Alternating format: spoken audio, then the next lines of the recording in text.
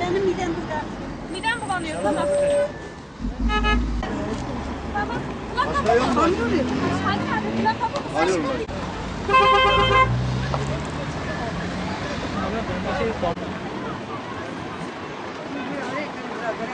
Ben oturuş araba yüzüne götürdüm. Ya yol var ya.